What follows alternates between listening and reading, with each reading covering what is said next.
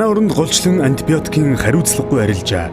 Иргэд өөрсдийн дураар антибиотикийг жоргуу хэрэглэснээс үүдэж антибиотикт тэсвэртэй нэм буюу супер нэм үүсэх аюул бидэнд тулгараад байна.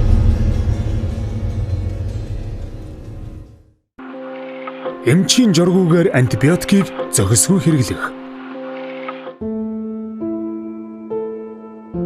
Иргэд маань одоо өөрсдөө сайн мэдэхгүй амд амьдсан ярианаас болж одоо антибиотик өөрөө дур мэдэн эмээс ангаас авч хэрэглэх маань нянгийн дэсвэрчлэлтийг үүсгээд эргээд энэ хүний маань эрүүл мэнд амь нас эдийн засагт нь бол хор хохирол учрахуйц хэмжээнд хүргэдэг байна. Энэ ханад ийм туссан чинь ийм хэрэглээд айгүй зүгээр байсан. Тэгэл би итгэцэн гэдэг юм уу тэрийг өөрний хүн бас одоо өөр нямдаар хэрэглээд энэ нүр дун олохгүй одоо нянгийн төсөвчд бий болдог юм хүчин зүйл болж байна. Тэгээ ирж байгаа хүмүүсийн ер нь бараг 70% орчим нь бол өөрсдөө эхлээд им хэрэгжилчээд ирж байгаа. Өнөөдөр энэ имийг ингэж замбраагүй хоолт ижээ шиг хэрэгжилж байгаа нь иргэдийн эрүүл мэндийн боловсролоос хамаарж байгаа гэж хэлж бас болно. Томоос өвчнөр өвчлөх энэ бол вирусын гаралтай халдвар байгаа. Тэгээ вирусын гаралтай халдварт нянгийн эсрэг энэ имийг бол хэрэглэхийг бол болооч гэж хэлмээр байгаа. Пенсилин бол 1950-аад онд манайд нэвтэрсэн. Одоо бол 60 гаруй жил хэрэглэгдэж байгаа.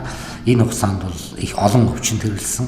Одоо ингээд судалгаагаар аваад үзсэн чинь занхилан өвчин үүсгэдэг бактериудын 90 гаруй хувь нь бол пенсилин дассан байгаа юм. Тэгэхээр одоо бол пенсилин гэдэг имээр бактерийн гаралтай өвчнүүдээс 10% орчмын л идэх боломжтой устын идэх боломжтой болсон байгаа нь. Бид нар ерөөсөө бидний гадаад болон дотоод орчинд маш их хэмжээний хэвийн бичил битнүүд болон бактериуд байдаг. Энэ нь өөрөө бидний дархлаа тогтолцоог их чадамжтай байлгаж байдаг.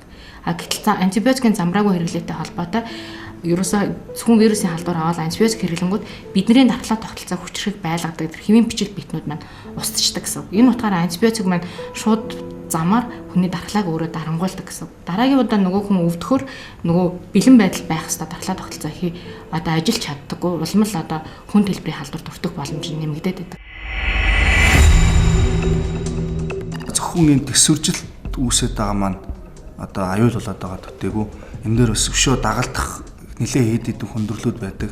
Жишээ нь одоо тетрациклин нэтер хэрэглэхэд хүүхдэд одоо шүд гэмтдэгтэй их сөргөнлөөтэй антибиотикийн тоонд гентамицин орно. За гентамициныг манай хэрэглэх ерөн дуртай, эмчнээс бас бичих дуртай, тонгийн нэвтрүүлээд хэрэглэвэл дүлий олгодог.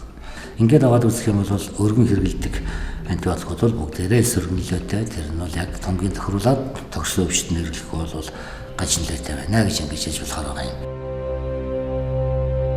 Ер нь альва иргэн одоо өвчсөн эмгээс урьдчилан сэргийлэхийн тулд бол нэгдүгээрт одоо вакцинжуулалтанд бол өргөн хамрагдах хэрэгтэй байдаг. Вакцинцсан хүн маань ямар нэгэн байдлаар энгийн хүнээс хэд дахин илүү одоо энэ бактериар халдварлагдах магадлал маань багасна. Төдий чинээгээр одоо тэр хүн эрүүл мэндээрээ хохирох. За ямар нэгэн антибиотик хэрэглэхээс зайлсхийх давуу талтай байдаг вакцин маань. Ялангуяа одоо сүүлийн үед бол одоо эдийн засгийн үр өгөөжийг нь бол маш нэлээд ярьж байгаа.